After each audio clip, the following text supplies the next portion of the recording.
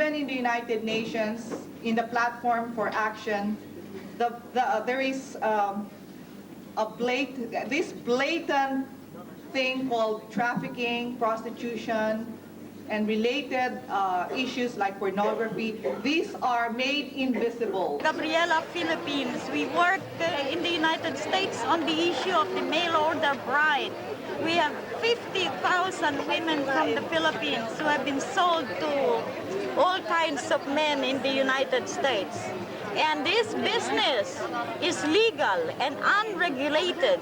And you have agencies selling 16-year-old girls from the Philippines, from Thailand, from South Korea, from Peru, Ecuador. And now they're starting to sell women from Eastern Europe and Russia. We have to do something about this. This is trafficking in women.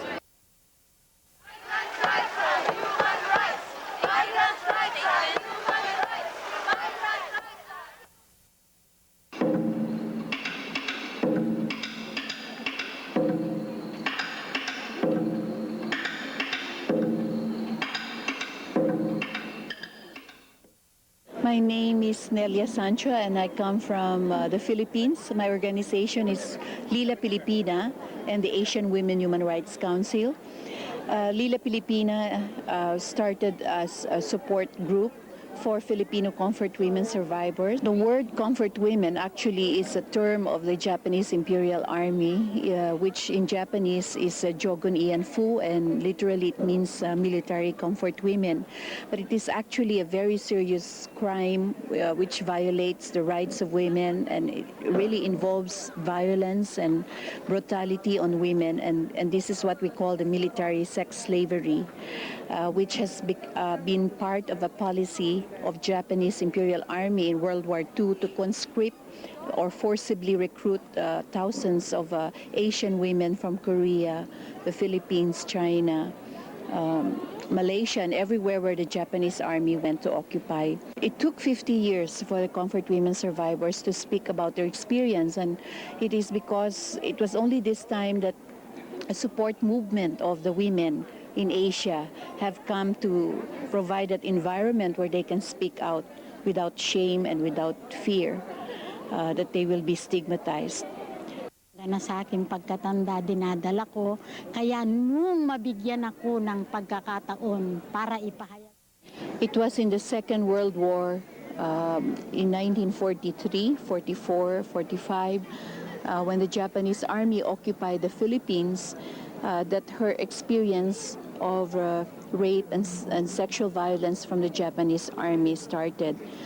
She was barely 14 years old when this happened. She was still a girl, and so this was extra traumatic for her to experience extremely brutal rape from a Japanese officer who kept her for several nights and used her many times during the day.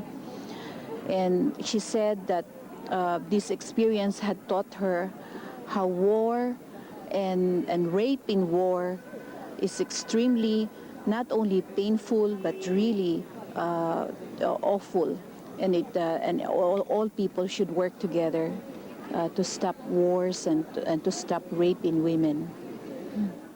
Sa mga napipinsala at naghihirap ng mga kababaihan.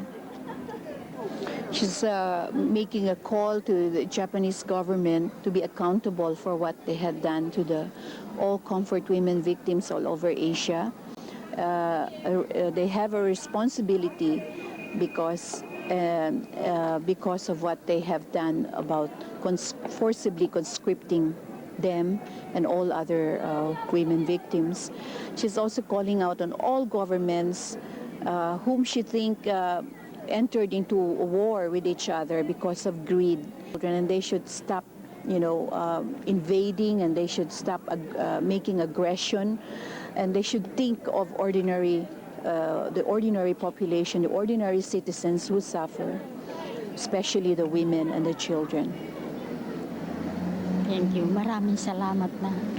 The problem of violence on women in war is a worldwide problem, and therefore if women linked together about this, then their voice will be stronger. And this is what we're trying to do here in Beijing by organizing this event called the International Symposium on Violence in Women in War, which we coordinate with the Korean women who also do work for the Korean Comfort Women Survivors and the Japanese Women Support Movement and the women from Yugoslavia. We have connected, and now we are trying to connect with Rwandan women and Somalian women.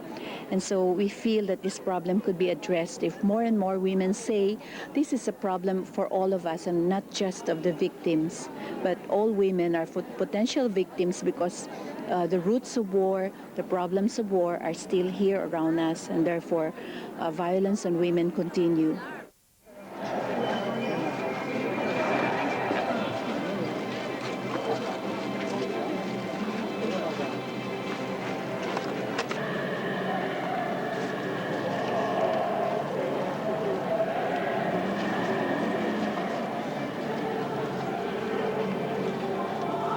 I'd like to speak for the women of the north of Ireland on all sides and for their struggle and hope for peace, which is at the moment not completely confirmed. I decided to not wear black because I am black. And I wanted to wear a dress that might show that the sun shall rise. There is hope.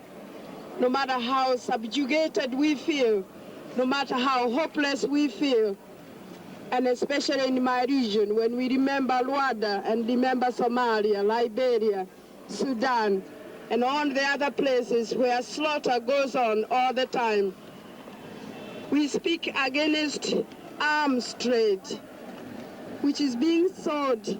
The guns are being sold to poor Africans to kill each other so that they may remain poor, underprivileged, and marginalized. But we cannot lose hope.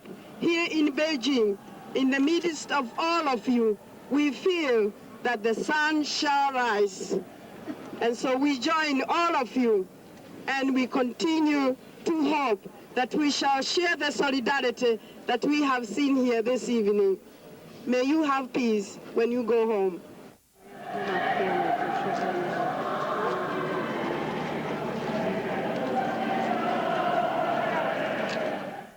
I think if we ever get it together to share our experiences and really look at it, it is the same. It is so similar, especially women in the third world country and women in the United States, especially women of color, who have very similar experience: high teen pregnancy, low education, domestic violence, issues of health, higher diabetes, higher cancer. Same thing, very, very similar stories that we all can share. What I'm seeing, there's a real determination, a real commitment to improving their lives, and they have the realization that it's women who are going to have to do that. Women came to Beijing in unprecedented numbers because we believe we do make a difference. I believe each of us can and does make a difference.